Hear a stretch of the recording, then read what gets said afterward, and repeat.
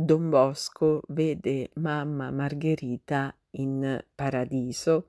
Salve a tutti carissimi, oggi voglio tornare a parlarvi di Don Bosco, un sacerdote straordinario, fondatore dei Salesiani, è morto a Torino nel 1888. Don Bosco ebbe una mamma straordinaria, la venerabile Margherita Occhiena, donna umilissima, di grande fede, dalla quale, ecco, Don Bosco molto probabilmente attinse poi quella fede che lo portò ad abbracciare, no, la vocazione religiosa, la vocazione per la vita consacrata. Don Bosco ebbe, visioni, di anime, del purgatorio, anche di anime che erano in paradiso, e una di queste anime che vide fu proprio sua madre, vide sua madre in paradiso.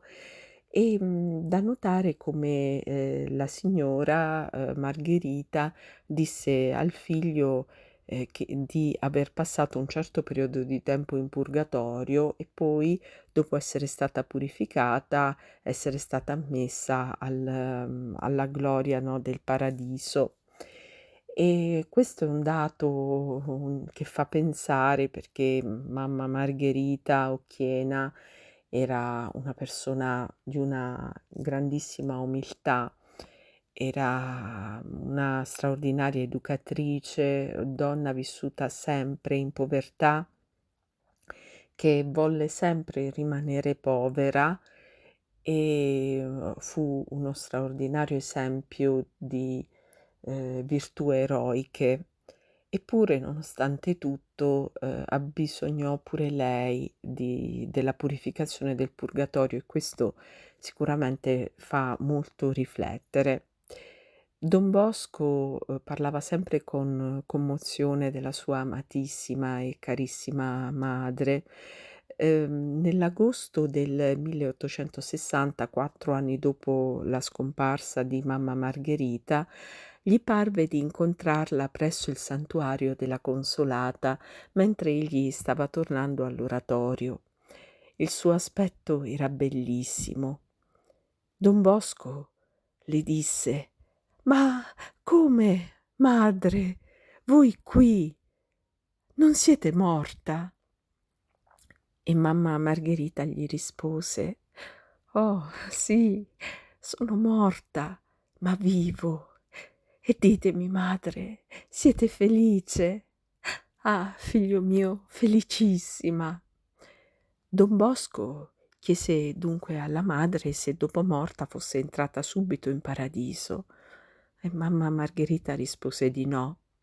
Quindi le chiese se in paradiso vi fossero vari giovani dei quali fece i nomi, e Margherita rispose di sì. "E ora", continuò Don Bosco, "madre, fatemi conoscere che cosa godete in paradiso." "Non posso", rispose la mamma, "ma datemi almeno un saggio della vostra felicità." Allora vide sua madre tutta splendente, ornata di una veste preziosissima, con un aspetto di maestà meravigliosa, e dietro a lei un coro numeroso.